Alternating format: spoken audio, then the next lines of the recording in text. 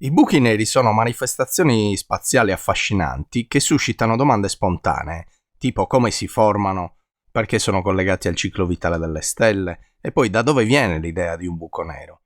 A quest'ultima domanda possiamo rispondere immediatamente.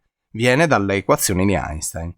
I buchi neri, black hole in inglese, che è stato un termine coniato per la prima volta dal fisico Archibald Wheeler nel 1967, sono previsti dalla relatività generale e consistono in una deformazione spazio-temporale talmente intensa da causare una specie di forma a imbuto, diciamo così, un buco, insomma un buco tridimensionale sarebbe meglio dire.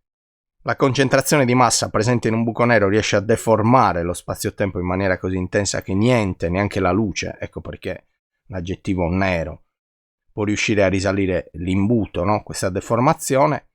Il limite conoscibile con i calcoli relativistici è il cosiddetto orizzonte degli eventi, nome dato alla circonferenza, o meglio appunto alla superficie sferica di questa sfera nera, oltre la quale lo spazio-tempo si deforma così tanto da renderlo non intellegibile. Il suo centro, il punto più basso, diciamo così, di questa sorta di imbuto, è la famosa singolarità, cioè il punto in cui la densità è massima, cioè teoricamente in realtà è infinita. Non è penetrabile, insomma, dalle nostre leggi fisiche attualmente, e probabilmente non lo sarà mai. Lo studio dei buchi neri è fondamentale per due motivi. Il primo è la possibilità di intuire cosa sia accaduto durante il Big Bang, dato che il Big Bang stesso lo si considera la cosiddetta singolarità iniziale. Il secondo è che i buchi neri sono l'incontro tra il macro e il microcosmo. E studiando i buchi neri si può arrivare alla famosa conciliazione della relatività generale con la meccanica quantistica, che è insomma la meta a cui agognano tutti i fisici contemporanei.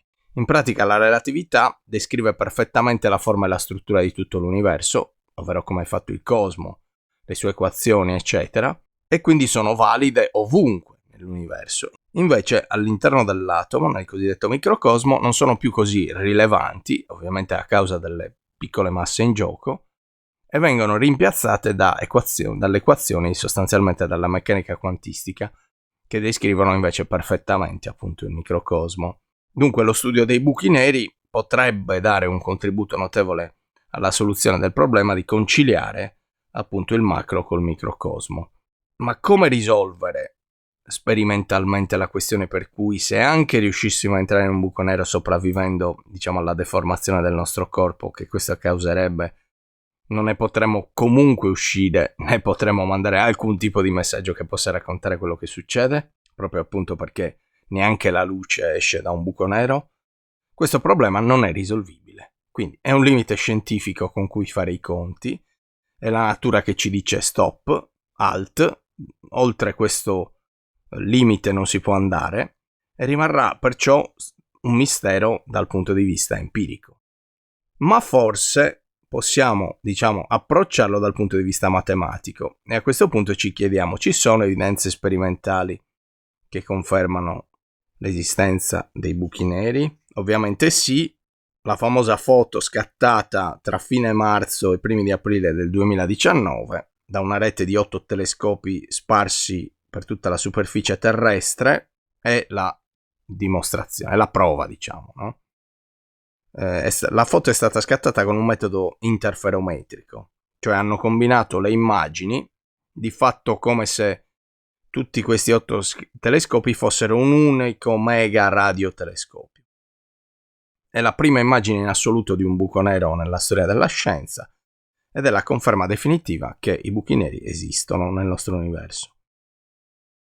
Dove si trova? Si trova al centro di una galassia denominata M87, cioè la numero 87 del catalogo astronomico Messier, che è il primo catalogo astronomico di oggetti celesti non stellari compilato nel 1774 appunto dall'astronomo francese Charles Messier.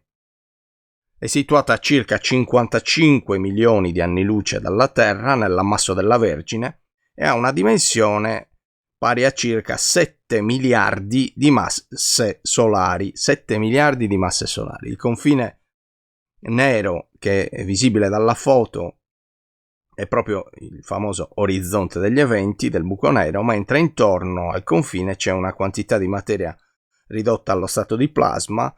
Ricordiamo che il plasma è il quarto stato della materia, cioè un gas ionizzato ad altissima temperatura, che è costituito da un insieme di elettroni e ioni positivi, che quindi lo rendono elettricamente neutro, ed è considerato appunto il quarto dei 5 stati, tipico degli amassi stellari. Ricordiamo che il quinto stato è il condensato di Bose-Einstein, di cui prima o poi parleremo. L'orizzonte degli eventi di questo buco nero, e in genere dei buchi neri, è in rotazione a velocità prossime a quella della luce, e questa rotazione, o questo plasma in rotazione, identifica un disco scuro centrale, quindi evidenzia questo disco scuro centrale, che appunto, come abbiamo detto, coincide proprio con l'orizzonte degli eventi. Prima di questa foto i fisici avevano già previsto l'esistenza dei buchi neri in altri modi. In particolare a partire dal 1972 era stato individuato un buco nero nella costellazione del Cigno, che infatti poi hanno chiamato Cigno X1, e il metodo sperimentale utilizzato per individuarlo è molto interessante. I buchi neri infatti non dovrebbero propriamente vedersi, proprio perché la luce non riesce a sfuggire al loro campo gravitazionale, tuttavia esercitano una fortissima attrazione gravitazionale, data la loro sterminata massa, che deve avere qualche effetto. Questo si sono chiesti i fisici allora. Nello specifico del Cygnus X1 gli effetti sono stati addirittura 2. Il primo e il più importante è l'emissione di raggi X. In pratica quello che succede è che nei dintorni del buco nero tutto viene attratto e tende a cadere nella deformazione che il buco nero determina, il buco stesso determina, proprio come un mulinello di acqua nel lavandino, se volete un paragone, anche se non è necessario che sia in rotazione nel caso dei buchi neri. Ma ad esempio gli atomi di gas interstellare che vengono risucchiati dal buco nero, ovviamente più si avvicinano all'orizzonte degli eventi, più incrementano la loro velocità, e quindi la velocità iniziale, che lontano dal buco nero è bassa, comincia a incrementarsi man mano che ci si avvicina all'orizzonte degli eventi. E quindi all'aumentare della velocità delle particelle, e conseguentemente al diminuire dello spazio per via della contrazione spaziale dovuta alla presenza di massa secondo la relatività generale, aumenta l'urto delle particelle tra di loro, e questo determina un innalzamento delle temperature e un'emissione di energia sotto forma di onde elettromagnetiche ad alta frequenza, tendenzialmente raggi X. L'aumento della radiazione delle particelle passa in questo modo appunto dall'emissione di onde a bassa frequenza quando il gas è lontano e freddo, quindi sostanzialmente dell'ordine delle onde radio, massimo delle microonde quando il gas è ancora freddo, fino a raggiungere, crescendo progressivamente, appunto la frequenza dei raggi X. Questo perché l'energia emessa è proporzionale alla sua frequenza secondo l'equazione di Planck, appunto la famosa equazione E uguale H per F, dove H è la costante appunto di Planck, mentre F è la frequenza delle onde elettromagnetiche e l'energia. Quindi aumentando l'energia per la caduta precipitosa di queste particelle nel buco nero, aumenta la frequenza, e ciò causa appunto l'emissione di raggi X di cui abbiamo parlato. Così, a circa 6.000 anni luce dalla Terra, è stata individuata questa zona dello spazio oscura che però emette raggi X, il che non avrebbe nessun senso se non appunto per la presenza di un buco nero che scatena gli eventi appena descritti. Questo tipo di radiazione, fra l'altro, è stato Stephen Hawking che lo ha teorizzato. Il secondo effetto che rende rilevabile la presenza di un buco nero è dato dal fatto che a volte esso si presenta accoppiato a una stella, e questo permette di calcolare le forze relative in gioco. Ad esempio appunto il Cygnus X1 è un buco nero rotante e gira intorno a una stella vera e propria, cioè i famosi sistemi binari. I sistemi binari sono quei sistemi che gli astronomi definiscono nelle doppie stelle che ruotano una intorno all'altra seguendo appunto un'attrazione reciproca, e sono molto comuni nell'universo. Sono più comuni peraltro del sistema monostellare come il nostro sistema solare. che però presumibilmente era un sistema binario, dove la seconda stella era Giove e poi un'esplosione della supernova ha riacceso, come dire, il Sole, ma non ha avuto abbastanza energia per riaccendere anche Giove, e quindi ci siamo trovati col Sole come unica stella del sistema solare. Dunque, i sistemi binari sono molto comuni nell'universo, dicevamo, il loro movimento è studiabile calcolando le masse delle stelle stesse. Il problema nasce quando le stelle sono tre o i corpi sono tre, il famoso problema dei tre corpi che va tanto di moda in questo periodo. La stella che ruota intorno a Cygnus X1 segue un movimento che sarebbe identico a quello di una stella che ruota intorno a una stella massiccia, cioè con una grandezza dell'ordine di 10 volte la massa solare. Come saprete, le masse delle stelle tipicamente si misurano raffrontate alla massa solare, ma in questo caso si tratta proprio di una massa stellare che potrebbe dare origine ai buchi neri. Ecco dunque che possiamo rispondere alle altre domande. Come si forma un buco nero? Qual è il suo collegamento con le stelle? È possibile definire il buco nero come risultato di un collasso stellare? Assolutamente sì.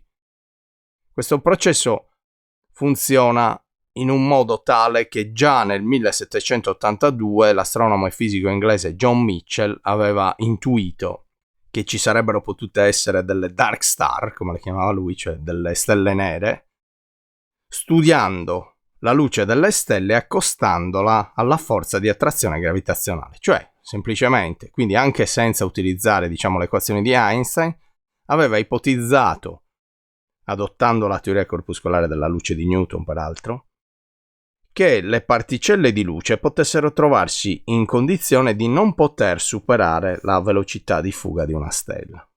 Dico adottando la teoria corpuscolare della luce di Newton perché, come sapete, fino al 1801, data in cui ci fu il famoso esperimento della doppia fenditura di Thomas Young, c'era una diatriba sulla natura, della luce, no? C'era la scuola newtoniana che prevedeva che la luce fosse fatta di corpuscoli e la scuola Huygensiana, diciamo così, perché Huygens pensava che invece la luce fosse un'onda. Quindi qua siamo nel 1782, la teoria di Newton era quella che veniva adottata maggiormente ed è quella che è stata adottata da John Michell in questa idea. Quindi, vi dicevo, aveva ipotizzato che le particelle di luce potessero trovarsi in condizione da non poter superare la velocità di fuga di una stella. La velocità di fuga è la velocità minima necessaria per uscire dal campo gravitazionale, cioè per sfuggire all'attrazione gravitazionale che un pianeta o una stella esercita per via della propria massa. Si può calcolare facilmente uguagliando l'energia gravitazionale del pianeta a quella cinetica a quella cinetica del mezzo da allontanare, no? A cui basta sostituire i valori numerici di G, cioè della costante gravitazionale universale, della massa in gioco del pianeta e del raggio, no? Del pianeta stesso. Nel caso della Terra, ad esempio, si ottiene, sostituendo questi valori, circa 11 km al secondo. E Michell pensò questo: se una stella ha una massa m molto grande e un raggio r molto piccolo, quindi tendenzialmente molto densa, si può in questo caso raggiungere o superare il valore per cui la velocità di fuga diventa maggiore della velocità della luce c. In questa situazione le particelle di luce non possono lasciare la stella, cioè non possono uscire, diciamo così, dall'attrazione gravitazionale della stella stessa. Quindi Michell aveva supposto, se volete, l'esistenza di una sorta di buco nero ante litteram, senza la teoria della relatività. Oggi sappiamo che è la relatività generale, appunto, che prevede l'esistenza dei buchi neri, ma anche dal punto di vista del ragionamento logico di John Michell, il suo ragionamento appunto non fa una piega. Chi è invece che per primo ha ragionato sulle equazioni gravitazionali, diciamo nell'analisi di un potenziale buco nero? Il primo è stato lo scienziato tedesco Karl Schwarzschild, che nel 1917, mentre era in trincea fra l'altro durante la Prima Guerra Mondiale, aveva previsto che una stella con una massa molto maggiore della massa solare e un diametro molto minore avrebbe potuto collassare e collassando sarebbe implosa in un buco spazio-temporale. Tuttora, fra l'altro, il raggio dell'orizzonte degli eventi viene chiamato razzo di Schwarzschild ed è uguale a 2G per m fratto C alla seconda. Allora, a questo punto il raggio di Schwarzschild potrete notare che è praticamente identico al raggio che si può ricavare dall'equazione che sostanzialmente ha usato John Mitchell. Ebbene, il punto è che nel caso di buchi semplici che non hanno né rotazione né carica elettrica, la cosa incredibile è che usando sia le equazioni che ha usato Mitchell sostanzialmente, quindi l'energia potenziale e l'energia cinetica, sia le equazioni della relatività generale, si arriva allo stesso risultato. Allora vediamo i due modi. Dunque partiamo dall'energia potenziale gravitazionale per una massa m posta a una distanza r da una massa di una stella m grande. Quindi abbiamo che U è uguale a meno G per m grande per m piccolo fratto r, dove appunto G è la costante gravitazionale, circa 6,67 per 10 alla meno 11 Newton per metro quadro su chilogrammi al quadrato. Questo è G. M è la massa appunto della stella, cioè quella che genera il campo gravitazionale, nel nostro caso poi diventerà proprio la massa del buco nero, ed R è la distanza dal centro di massa. Consideriamo poi l'energia cinetica invece,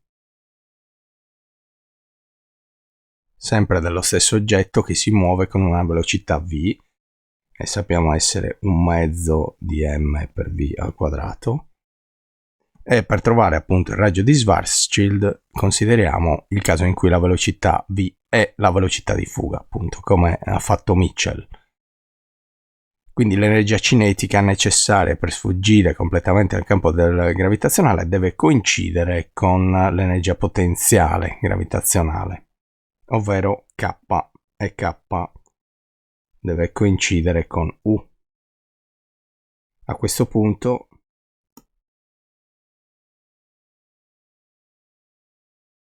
quindi possiamo scrivere che un mezzo di m, sostituiamo direttamente c al quadrato perché stiamo considerando la luce, quindi possiamo mettere al posto di v c, la velocità della luce, uguale sempre g per m su r, appunto le due m si semplificano, poi formula inversa e otteniamo appunto esattamente r uguale 2gm fratto c al quadrato, ovvero il raggio di Schwarzschild che avevamo identificato prima.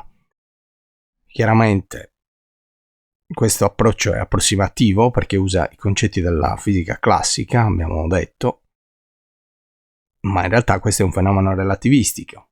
Il risultato è sorprendentemente accurato perché coincide con quello derivato dalla relatività generale. Qual è la differenza? Che qui la curvatura dello spazio-tempo non viene considerata esplicitamente. Cosa succede all'interno di questo raggio? Succede che il tempo si ferma e quindi non si può più tornare indietro. Ora, Schwarzschild non l'ha derivato in questo modo, ma ha usato le equazioni della relatività generale di Einstein. Vediamo un po' come ha fatto e vedrete che arriveremo allo stesso risultato. Quindi il punto di partenza sono le equazioni di campo della relatività generale. E quindi G mu ni uguale 8π G fratto C alla quarta per T mu ni.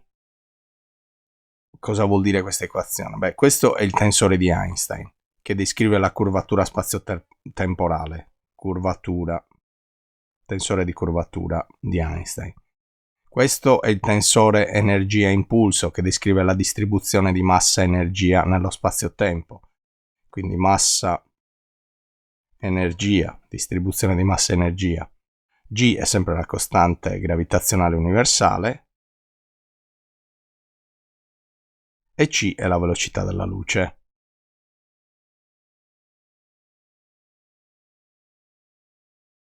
Allora, a questo punto, per una distribuzione di massa sfericamente simmetrica, ha pensato Schwarzschild, quindi priva di carica di rotazione, come dicevamo, la semplificazione dei buchi neri che possiamo considerare appunto come ha fatto Schwarzschild, spazio-tempo statico sostanzialmente, il tensore energia-impulso all'esterno della massa, quindi nel vuoto, lo possiamo considerare nullo, proprio perché non ci sono né cariche né rotazione.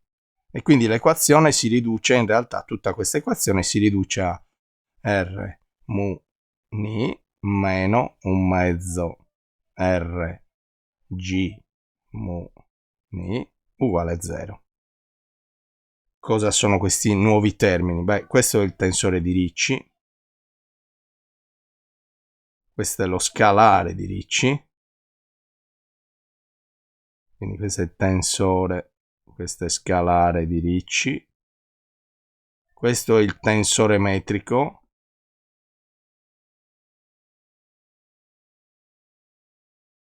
e cosa rappresentano questi? Beh, allora, anzitutto il tensore metrico, adesso non entriamo troppo nel dettaglio, comunque è il cuore della relatività generale, descrive come si misura le distanze e i tempi in uno spazio curvo.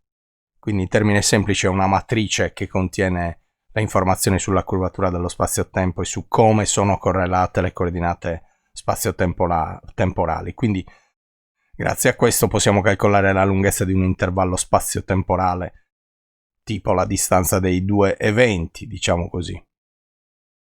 Il tensore di Ricci invece misura quanto lo spazio-tempo è curvato in un dato punto, quindi riassume praticamente parte delle informazioni sulla curvatura. Praticamente si parte dal tensore di Riemann. Il tensore di Ricci è una sorta di traccia appunto della curvatura totale, quindi specifica come i volumi nello spazio-tempo cambiano a causa della gravità. E infine lo scalare di Ricci, quindi questo qui è una quantità scalare, quindi è un numero, non è più una matrice, che riassume la curvatura complessiva dello spazio-tempo. In altre parole, mentre il tensore di Ricci ci dice come ogni direzione contribuisce alla curvatura, lo scalare ci dà un riassunto di quanto l'intero spazio-tempo è curvo, mettiamola così. Adesso torniamo a Schwarzschild. Allora, dicevamo che Schwarzschild assume una simmetria sferica e la simmetria sferica ci permette di scegliere una metrica di questo tipo, cioè ds quadro uguale meno 1 meno 2gm fratto c quadro r per c quadro dt quadro più 1 meno 2gm fratto c quadro r alla meno 1 dr quadro più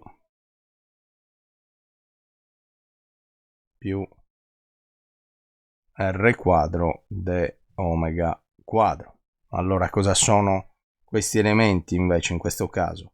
Questo è l'elemento di lunghezza nello spazio-tempo, questo invece è la parte angolare, cioè le coordinate sferiche. In pratica questo corrisponde a d θ quadro più sen quadro θ per d φ quadro.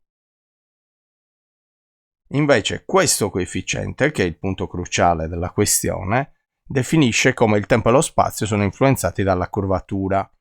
Il parametro r, questo che vedete come r, questo qui, è la coordinata radiale, cioè quella che determina la distanza sostanzialmente dalla massa centrale del buco nero, o della stella, insomma, del punto che stiamo studiando. Quindi a questo punto, questo è il ruolo cruciale. Perché? Perché questo è quello che mi dice il punto in cui il coefficiente della parte temporale può diventare 0. Quindi semplicemente 1 meno 2gm fratto c quadro r uguale 0 significa appunto che in questo raggio, perché se poi lo risolviamo tramite il raggio, la famosa coordinata radiale R uguale 2gm fratto c al quadrato. In questo raggio abbiamo l'orizzonte degli eventi, cioè a questa distanza il tempo si ferma per un osservatore esterno e quindi nulla può sfuggire alla gravità. Come vedete siamo arrivati praticamente allo stesso risultato.